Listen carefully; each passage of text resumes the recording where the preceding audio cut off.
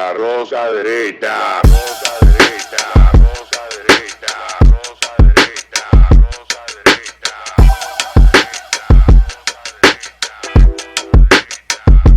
derecha.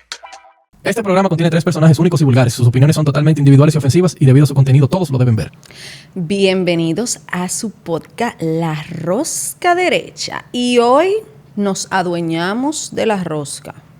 Poder femenino en este podcast. Los ovarios están encendidos. Aquí hay 3 ovarios entre nosotras dos. Un saludo a Loren Montalvo que me acompaña el día de hoy. Loren, la semana pasada se habló mucho de temas de violación. Sí. Como que eso todavía está en la palestra, tiene como 10 días. Sí, y especialmente con ese caso de esa menor tan triste, que hay que decir que todavía siguen saliendo como cosas nuevas, que era un primo, que no era un primo, que si era un aborto, que no era un aborto, que si fue una violación, que si el muchacho no tiene ningún síntoma, un desgarro. O sea, cada día salen unas cosas nuevas. Lo último que yo escuché fue que incluso la chica fue golpeada, pero que parece que no fue golpeada por él. Pero yo realmente... Hay muchas teorías de conspiración. Demasiado teoría de conspiración. Lo que sí, hablando de ese caso, lo que sí yo saco como que tantas lecciones, y para mí la más importante de todas es ese poder reforzar la relación de padres. La confianza. La confianza de los padres con sus hijos. Porque de ahí parte todo. O sea, en la relación de padres con sus hijos, si una persona, un menor, tiene la apertura de decirle a sus padres cualquier cosa, o sea, me metí en un problema, estoy en una situación difícil, pero puedo hablar contigo. O sea, eso hubiera cambiado todo el panorama de esta situación. Y hay que decir y abrir un paréntesis y decir que no se está juzgando a los padres de esa menor, porque muchas personas han querido echarle la culpa a los padres como que ellos son los únicos culpables. Sí, y realmente, por aclarar eso, porque no es realmente la intención. Es todo. O sea, es una situación muy difícil que no se debió de dar realmente, pero ha salido a la luz el día de ayer, según investigaciones que hizo una fuente independiente, de que no era un primo de John Kelly. Era un sobrino, y que este sobrino tiene 20 años de edad y era el que conocía a esta menor. O sea, su profesor la conocía obviamente, pero este primo, perdón, que no es menor, tiene 20 años. Sobrino, perdón. Ay, Dios mío, que ya primo, le han dado tanto a primo a uno que ya uno hasta se prime. El sobrino era quien tenía una comunicación por las redes sociales con Esmeralda. Y hay que saber cuál es la ley aquí. O sea, se supone que la ley es que los menores no pueden tener relaciones sexuales. Y se considera una violación, un abuso, aunque el menor consienta si le lleva más de 5 años. Exactamente. O sea, aún sea la de 16 que quiso, provocó, sedujo, que hizo todo, ¿verdad? Vamos a platanárselo. Okay. Una menor se le puede encuerar, abrírsele, despatillársele, tirársela encima, y usted como adulto tiene que ser más inteligente. Porque va preso. Y decir, no, párate ahí. Usted no puede decir y justificarse de que, no, tiene pila de milla. Eso no tiene que ver. Si era virgen, porque han querido ahora como que si no era virgen, como que no importa, que eso fue ella que se lo buscó. No. Si era virgen o no era virgen, eso es irrelevante. Totalmente. Si había tenido relaciones sexuales con el pueblo entero, es irrelevante también. Lo único aquí que hay que condenar es lo que le pasó a esa adolescente de 16 años. Y otra cosa es de la manera en que están hablando de cómo solucionar este problema. O sea, nos han escuchado hablar, tanto a ti como a mí, en contra de la educación sexual integral. Sí. Porque vemos estos casos y de repente la solución es educación sexual integral. O sea, que a un menor se le ponga sobre sus hombros el peso de la responsabilidad de evitar un abuso, cuando en realidad el peso y las consecuencias deben cargarlo los adultos. Claro que sí, pero no solo eso, sino educación sexual integral, cómo tú vas a enseñar a un niño a que no tenga relaciones sexuales, enseñándole casi un Kama Sutra. Sí, claro. Porque la gente que habla de educación sexual integral lo habla como de manera muy aérea. Cada vez que alguien me dice, no, lo que hace falta es educación sexual integral, yo le pregunto, ¿qué programa? Mándame un programa para yo ver a qué tú te refieres. Yo he hablado aquí acerca del programa del CONANI, por ejemplo. Comienzan hablando de destrezas para la vida, luego hablan de autoestima y luego entonces tratan el tema de las relaciones sexuales como un derecho. Y dicen, esto es de manera general en prácticamente todos los programas de educación sexual integral. Consiste en desestigmatizar las relaciones sexuales, presentarlas a los menores como un derecho, o sea, tú tienes derecho a ejercer una sexualidad libre, segura y placentera. Que es totalmente mentira. Es mentira, claro que sí, porque incluso es un crimen. O sea, otra persona, si te lleva 5 años, puede ir presa. No solamente es animarles a implicarse en una conducta de riesgo, sino animarles a implicar a otros en un delito si es 5 años menor. Bueno, los otros se implican solo. Se implican solo, pero tú sabes a qué me refiero. O sea, si te dicen, siendo menor de edad, que es tu derecho. Claro. Que es tu derecho. Sí. Eso cambia la perspectiva de todo. Lo próximo es que siguen describiendo todas las formas de tener relaciones sexuales. O sea, por las vías, las secreciones. Imagínate. Y eso es en, ¿cómo se llama? Para decirles, o sea, la justificación de hacer esto es explicarle cómo tú reduces el riesgo en cada una. Mira, yo sí entiendo que aunque no es un derecho de los adolescentes tener relaciones sexuales, no se puede tapar el sol con un dedo y las adolescentes, la mayoría, tienen relaciones sexuales. Entonces, yo sí estoy de acuerdo. Las y los. Pero sabemos que... La iniciación en la República Dominicana, el promedio es los 12 años. Exacto, pero me refiero a porque como que en los hombres como que no se estigmatiza tanto el hecho de que tengan relaciones sexuales cuando se es menor, cuando se deberían de tratar iguales. Lo que pasa es que las mujeres como que somos las que quedamos embarazadas, somos las que tenemos la consecuencia más evidente, y la más culpable, somos la más culpable. Exactamente, la más visible de tener relaciones sexuales. Pero realmente yo sí considero que se le debe de dar educación sexual, se le debe de hablar sobre los métodos anticonceptivos, sobre cómo cuidarse, sobre las enfermedades, sobre el periodo, sobre la ovulación, sobre el embarazo. Y ahí Noelia y yo siempre estamos en un debate, porque yo entiendo que la escuela tiene que darle biología, o sea, el aparato reproductor, el paso a la pubertad, el ciclo menstrual y cualquier otro tema que tiene que ver con el ejercicio de la sexualidad. Ya eso tienen que ver los padres. O sea, cada postura, cada tema sexual viene con un estándar moral. O sea, por ejemplo, hablemos de masturbación, ¿verdad? Solamente hablar de ese tema, tú puedes hablarlo en un contexto en el que se vea bien o mal. ¿Entiendes? Entonces, tú no puedes hablar de un tema sexual. No, porque tú lo que le vas es a explicar qué es la masturbación. Tú no puedes hacer opinión personal. O sea, tú no puedes mezclar eso. Tú le vas a explicar al estudiante en qué consiste la masturbación para que estén enterados de lo que es. Y yo entiendo que ningún profesor tiene que te explique. Pero otra cosa es que el profesor le diga, ay, mira, masturbarse es muy bueno. O sea, ya ahí es diferente porque se está emitiendo una opinión personal del profesor. En la mayoría de los manuales lo describen como una forma de amarse a uno mismo. Exacto. Lo que inmediatamente el neolenguaje.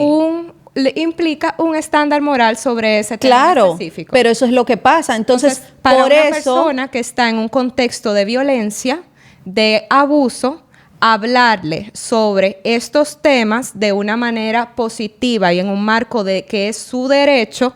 No, por yo eso... entiendo que es totalmente contraproducente. O sea, cuando la gente me habla de que el caso... Por eso mismo estoy en contra de que se le diga que es su derecho, pero eso no quita que se le explique lo que es, que se le enseñe lo que es, que se le enseñen métodos anticonceptivos y las consecuencias, porque la gente ve como que el embarazo es lo peor que le puede pasar a una jovencita a los 16 años, cuando no es así. El embarazo es lo de menos. Así. Como dice un dicho, donde comen dos, comen tres. Eso es lo de menos. Lo que realmente representa peligro para los adolescentes son las enfermedades de transmisión sexual, que nadie habla de ellas. Tú sabes que incluso ahora ellos no le llaman enfermedades de transmisión sexual. Fíjate en el lenguaje que ahora son infecciones. Infecciones de transmisión sexual. Ya no son ETS, son ITS. Tú me habías mencionado Tú le puedes otro decir, caso. tú le puedes decir como tú quieras. El punto es que el papiloma es un problema muy serio, una enfermedad muy seria.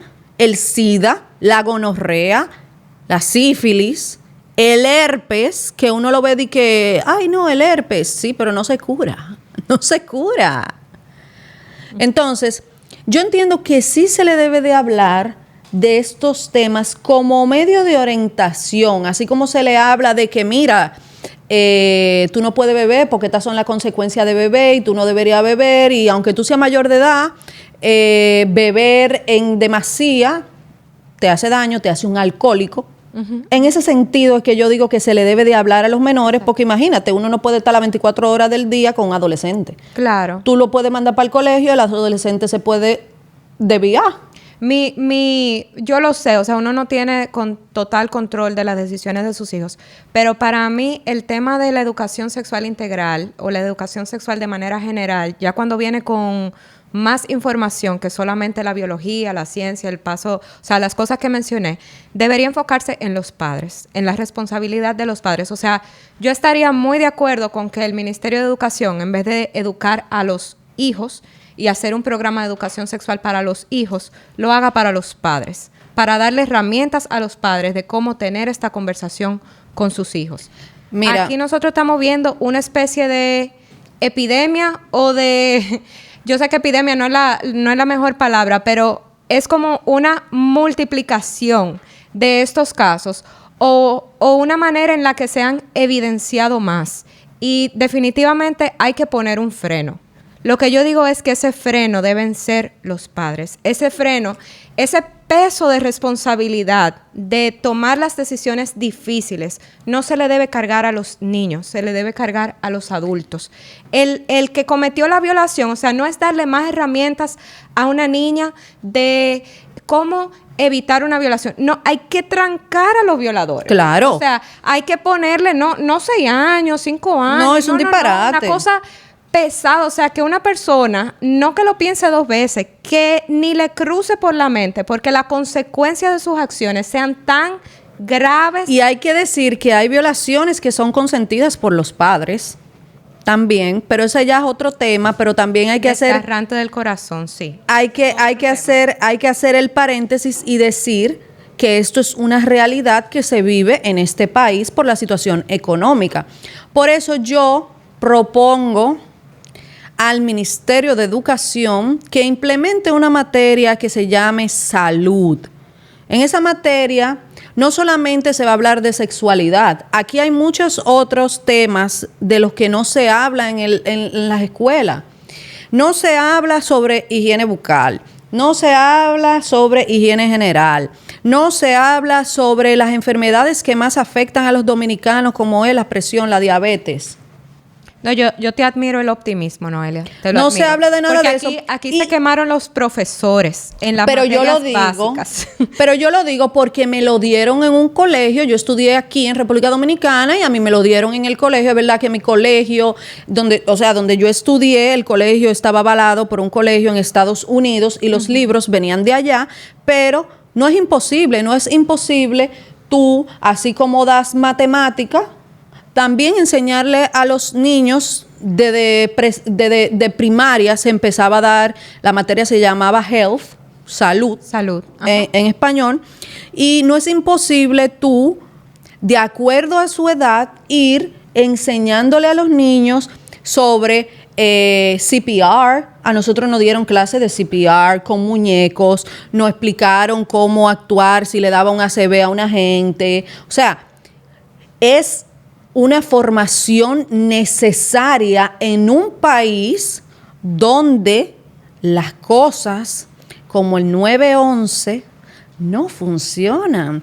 Porque ese es otro tema. Vimos cómo desde el día de ayer han salido publicaciones y artículos de que el 911 que antes funcionaba, Eso es terrible.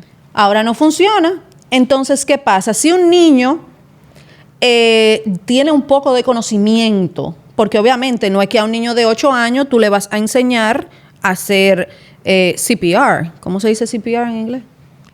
Primeros auxilios. No, tiene otro nombre. Lo de la respiración, resucitar, no me acuerdo. Eso, búsquelo. Use Google, que usted lo usa para otra cosa. Entonces, es posible que un niño pueda hacer algo en un caso que se encuentre un familiar que le esté dando un infarto, que le esté dando un ACV. Puede reaccionar. Claro, pueden tener conocimientos Se generales. ahogó, Yo estoy de acuerdo, se exacto. asfixió. Entonces, no es solamente el tema, para mí no es solamente el tema de la educación sexual, sino que se hable de salud. De la en educación todos, de manera general. Exacto, en todos los sentidos. Y obviamente no se le va a hablar a un niño de cuarto de primaria de anticonceptivos, o sea, no.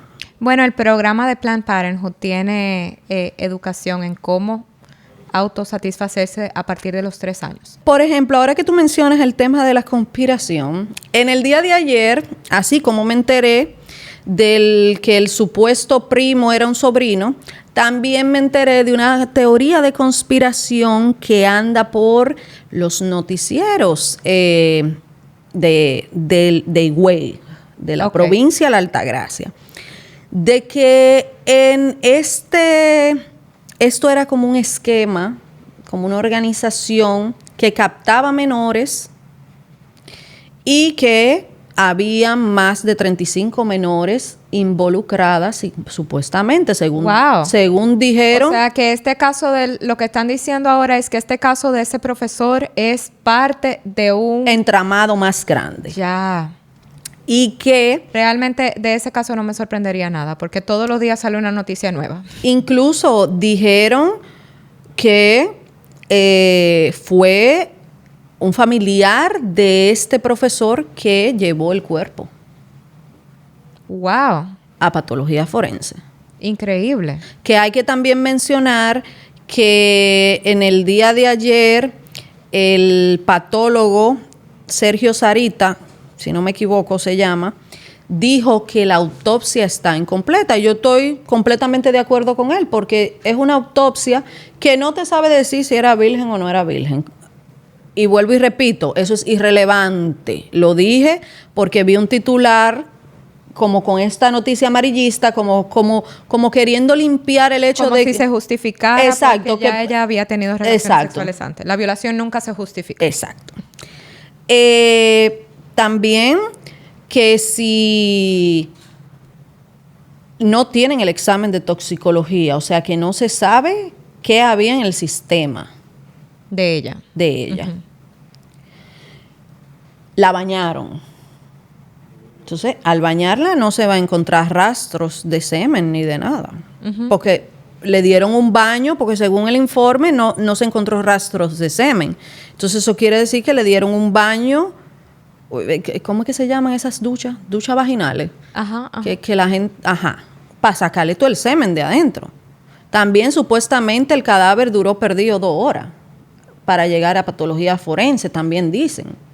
Entonces uno realmente no sabe qué es lo que uno... Ese caso está muy, muy oscuro. Por eso es que yo digo, o sea lo que sea que sucedió, o sea, cualquier cosa que haya sucedido, cualquiera, Para mí, el tema más importante aquí, el llamado de atención más importante aquí... Debe ser a los padres. Es estrechar la relación de los padres con sus hijos. Estrechar la relación de los hijos con los padres. O sea, yo no estoy tratando de culpar a esa familia, como tú dijiste, para nada.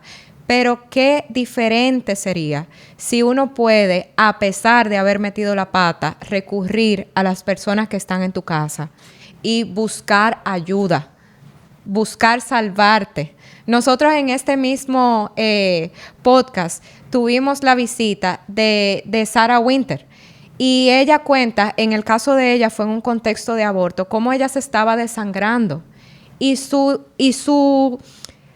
primer instinto fue gritar por ayuda. O sea, claro. Ella está viva de milagro. Ella está viva porque una mano ayuda, la llevó y pudo. Porque no tenía esa barrera de que me van a juzgar por lo que hice. Ella priorizó su vida. O sea, quien la ayudó ni siquiera era un familiar. Ella gritó y gritó y gritó hasta que consiguió la ayuda. O sea, cuando uno puede tener la confianza de que alguien te va a ayudar, tú puedes hablar. Y yo creo que eso es importante, que los padres estemos ahí. Yo voy a poner un ejemplo de mi propio papá. Yo recuerdo en una ocasión que yo estaba muy molesta. Ni me acuerdo por qué. O sea, no me acuerdo la razón, qué fue lo que pasó. Y yo estaba acostada en mi cuarto con un pique grandísimo. Mi papá me dijo, ¿qué te pasa? Él se paró en la puerta. Mi habitación quedaba al lado de la suya. Y él me preguntó, ¿qué te pasa? Y yo le dije, no, nada. Y mi papá, en vez de seguir caminando, él entró a la habitación y se sentó en mi cama y me dijo, mi hija, no me voy a mover de aquí hasta que no me digas qué te pasa. Inmediatamente, tuve que hablar porque su asunto fue tan firme de sentarse al lado de mí y decirme, no me voy de aquí. O sea, yo estoy aquí hasta que tú me digas qué te pasa. Entonces, ese es el error de muchos padres que justifican esto como que, ay, no, eso son cosas de muchacho. No. Eso son cosas de muchachos. ¿Tú sabes cómo son los muchachos a esa edad? No, mi hermano, usted tiene hijos y su responsabilidad son sus hijos. Entonces, si usted quiere que sus hijos estén bien, usted tiene que formar un lazo de confianza con sus hijos, que cuando a sus hijos le pase algo, a la primera persona que recurran sea usted. Pero hay muchos padres que no entienden esto porque entienden que su función es ser autoritarios. Que no estrechan ese vínculo. Exacto. O sea, hay muchos padres que dicen, no, yo no soy amigo de mi hijo. No es que tú seas amigo de tu hijo, es que eso va en el paquete. Claro, y yo no siempre fui, o sea, pongo de ejemplo a mi papá porque realmente para mí es una persona, yo lo he dicho mucho, lo admiro de todo corazón, o sea, y yo no siempre fui una hija fácil. O sea, como muchas personas, tuve un momento de rebeldía, y a mí me constaba que a pesar de meterme en un lío, yo podía correr a los brazos de mi papá. Una vez yo estaba llorando del pique. ¿Otra vez? Porque la otra vez fue quillada, ¿verdad? Él no me dejó ir. Pero lo mismo, tú estabas llorando de un pique y la otra vez estabas llorando quillada. Acostada, triste. ¿Qué yo cosa? estaba... Sí, no, imagínate, una joven, una adolescente... vulnerable, eso es lo que hacemos todos. Uno cree que nadie te entiende en la vida y que todo. Ok, él no me dio permiso de ir a una fiesta a la que yo definitivamente luego de adulta entendí que realmente tenía razón en no darme permiso de ir. Y luego de cuando él llegó a la casa, que yo estoy llorando del pique por las reglas que él me puso, él se sentó al lado de mí en consolarme a mí por las reglas que él me puso a mí. O sea, yo estoy llorando porque él no me dio un permiso. Sin embargo, al final, como quiera, él era mi propio consuelo. O sea, realmente uno no puede esperar como padre. O sea, por eso es que yo vuelvo a decir, el peso de la responsabilidad tiene que estar sobre el adulto. Siempre el peso de la responsabilidad tiene que estar sobre el adulto. O sea, tú le llamas la atención, tú le pones límites, pero tú tienes que seguir siendo ese lugar seguro a donde tus hijos van a correr. Y la pauta no la marca el niño, no la marca el menor. O sea, tú te estás desangrando. No, papi, no me pasa nada. O sea, La voz final, la última palabra, no La debe tiene el tener- adulto. No debe tenerla el menor. O sea, el adulto es que dice, no, tú tienes un problema y vamos al médico. Tú tienes una situación y estas son las acciones que hay que tomar. No es un asunto autoritario, sino de entender la Es de- responsabilidad. exacto, de responsabilidad. La responsabilidad que tú tienes sobre esos menores. Y que a veces uno no va a ser el más gracioso, que uno no va a ser el mejor amigo de tus hijos. Tus hijos no van a estar felices contigo todo el Claro. tiempo. O sea, pero mira, las decisiones que tú vas a tomar tienen que poder salvarles la vida y protegerles del peligro. y voy a poner un ejemplo. En mi caso, todo el que conoce a mi madre sabe que mi madre siempre fue muy complaciente. Siempre. O sea, yo nunca tuve un novio escondido. Nunca en mi vida. Yo a los 13 años tuve mi primer novio y desde que me pidió amores y yo estaba en mi casa, le dije, mami, tengo novio. Así mismo yo fui, le dije, mami, tengo novio. Ay, qué bueno, ese muchacho, sí, yo conozco a su mamá, porque yo obviamente soy de un pueblo, todo el mundo se conoce. Nunca salí escondida tampoco. Mami, voy para tal sitio. Ah, ok. Yo solo quiero que tú me escribas cada cierto tiempo para yo saber que tú estás bien y que si tú te vas a mover de ese sitio porque...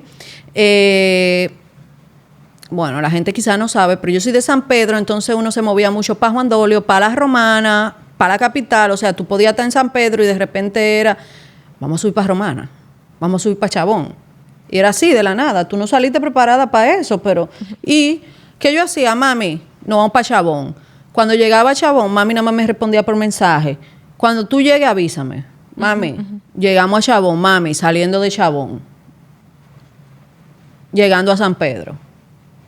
Para que ella estuviera enterada. Entonces, ese era el lazo de confianza que yo tenía con mi mamá. Y eso hizo que muchísimas amigas y amigos, que a veces yo me quillaba porque yo llegaba a mi casa y me encontraba a una amiga mía de cacotá en la cama de mi mamá. Y yo dije, pero ¿y esto?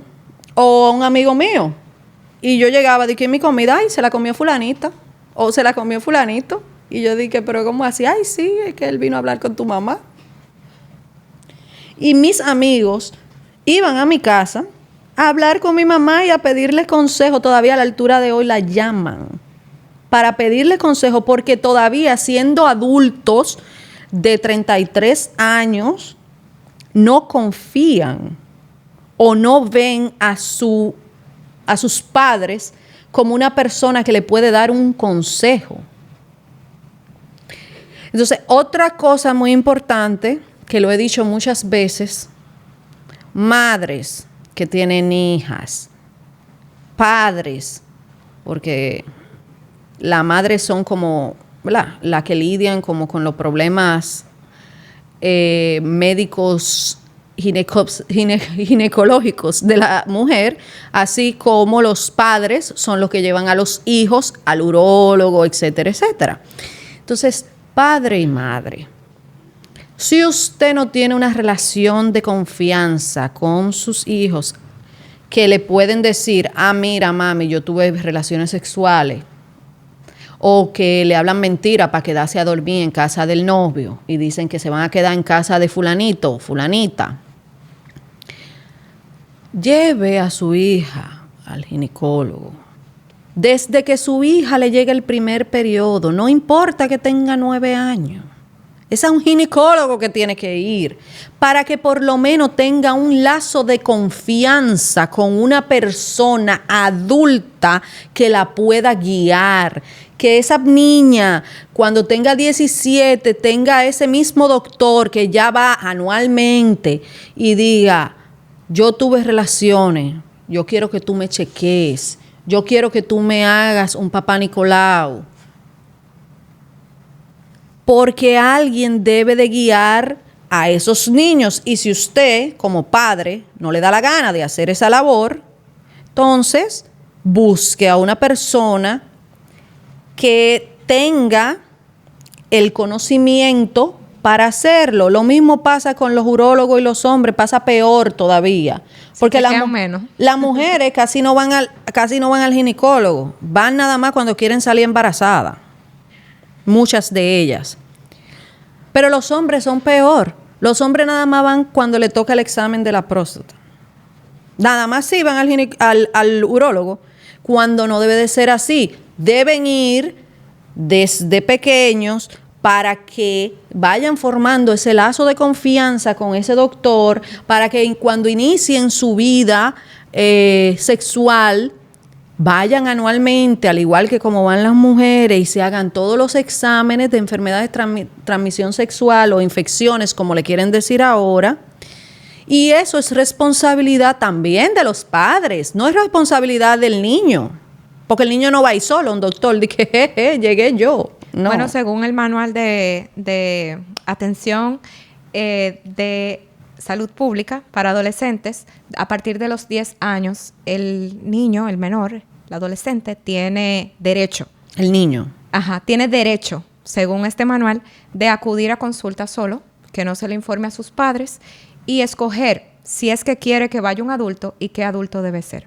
Y ya está pasando en República Dominicana porque me han llegado denuncias, lo he dicho, lo he denunciado en las redes, en programas también lo he denunciado de que esto está pasando en República Dominicana y esto también contribuye pues al tema de quitarle la patria potestad a los padres y cedérsela al Estado. Exactamente, pues hasta aquí la invasión de las chicas superpoderosas a la rosca derecha. Nos vemos en el próximo episodio y síganos, denle like y compartan. Bye.